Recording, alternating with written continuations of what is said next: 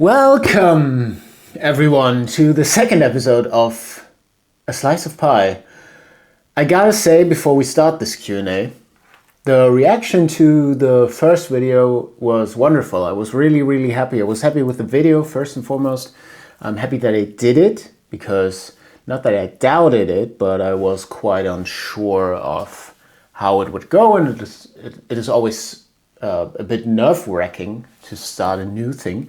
However, the reaction was great. Thank you for all your likes and comments and subscriptions to the channel. They always help. And thank you for all your questions. I thought I'd already start a new episode, because the questions pile up and I don't want too many questions to be left unanswered too long. So, without further ado, let's get to this next Q&A. Splashy asks, would you rather have a chunky riff or a wild solo? Now, I see this from two standpoints. First and foremost, there is the performing standpoint. So when I perform, I much prefer a tasty riff, a chunky riff, you said, or a tasty riff. I consider myself much more of a rhythm player simply because of the fact that I enjoy it way more to riff around and to mosh and to jump around, and I am kind of all over the place on stage and I run around and stuff, and I love that about it.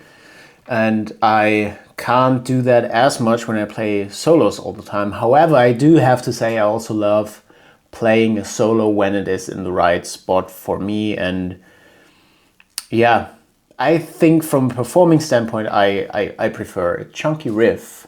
In general, when hearing music, I love a solo when it serves the song. I love a solo when it has a good variation of shredding and, to me, emotional expression, because solos, when it's just shredding, they don't speak to me on an emotional level, and I love when they can speak to me on an emotional level, and I don't need shredding for that.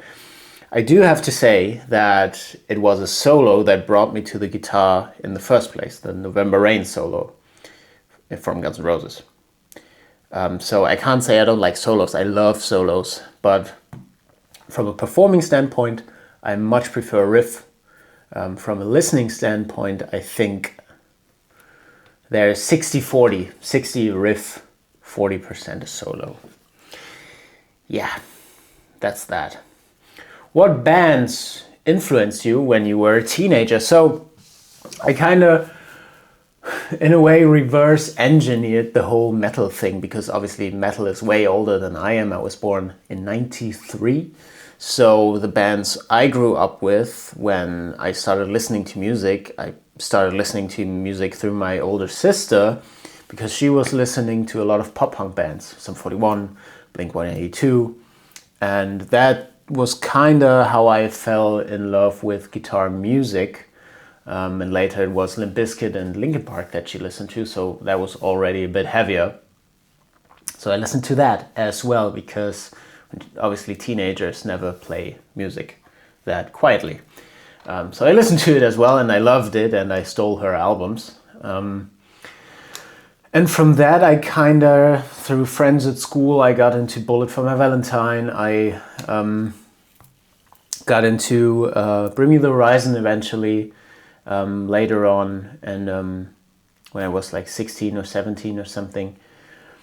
And yeah, those were the bands, and obviously these bands always come from they're the newer generation of metal, and I kind of went backwards and then saw what was there before that. But early bands were definitely Sum 41, Linkin Park, Bullet for My Valentine, later then Bring the Horizon, Periphery.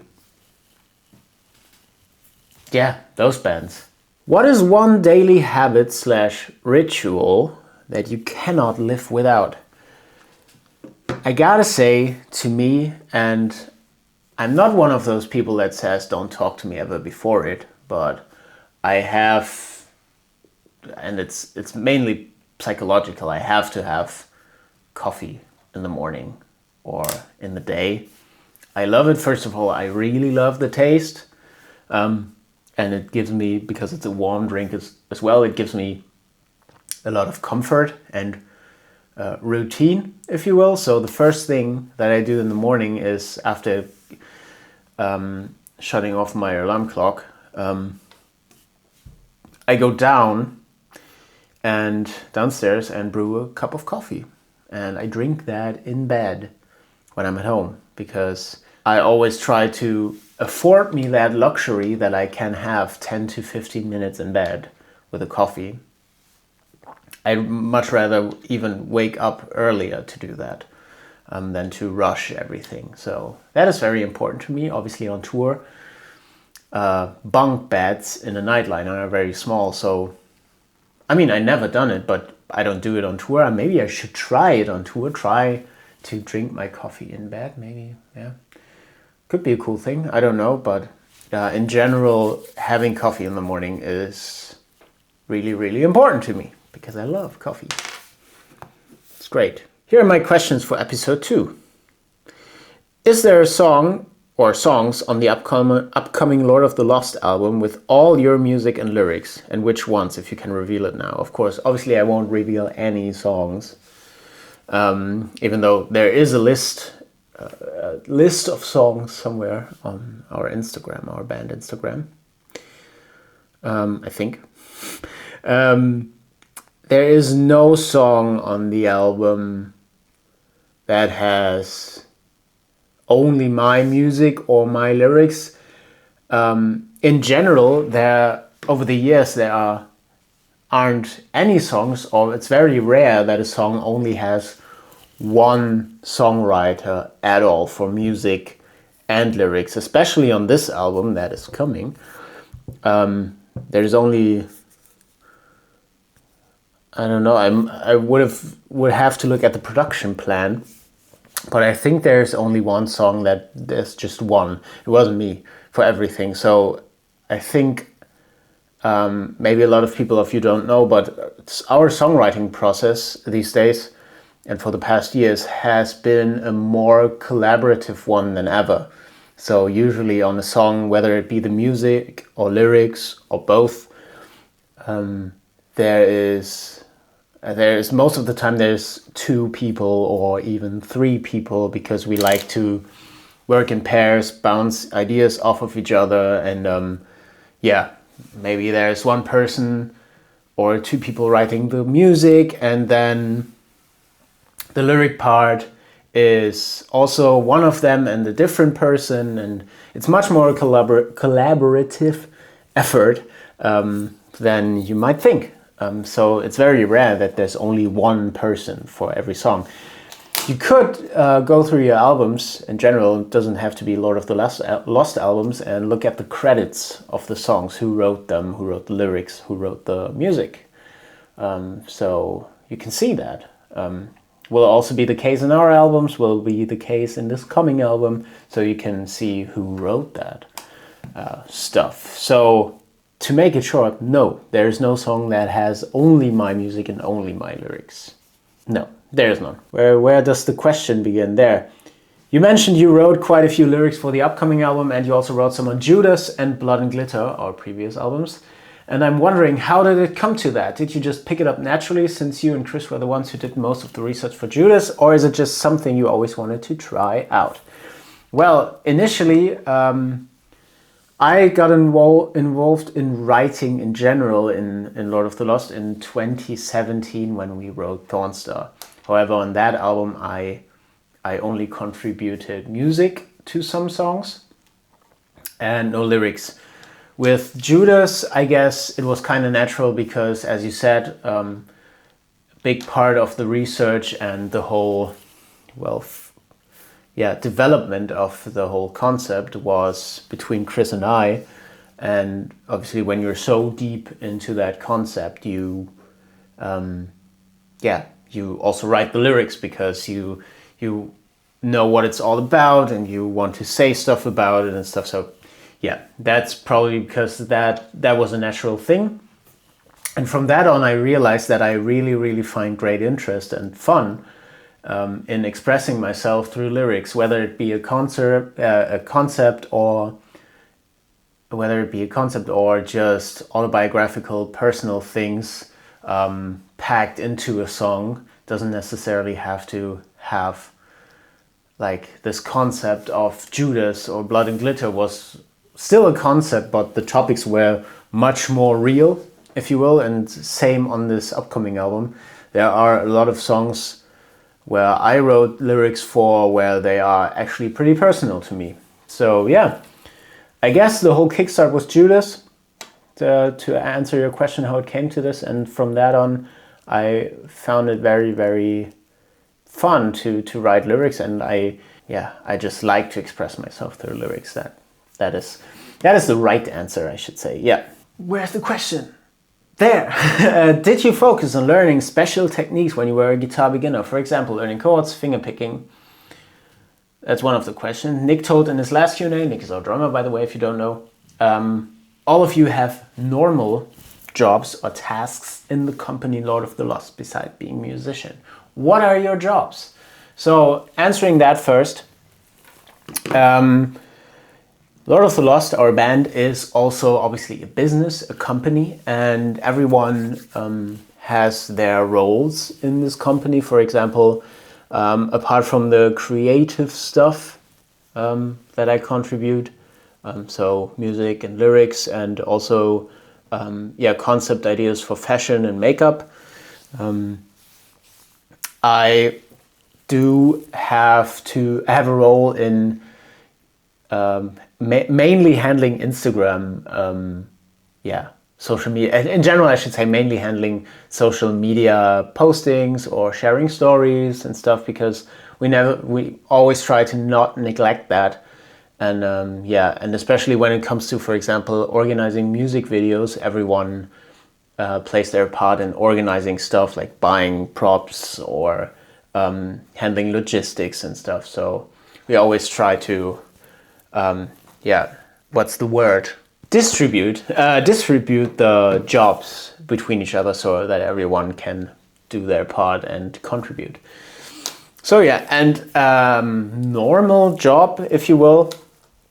As I said, Lord of the Lost is a business, and in order to grow a business, if you don't receive any outside investments as a quote-unquote normal company would, like if there's for example, normal startup, there would be investors, private investors, for example, give millions and millions into that startup to make it grow.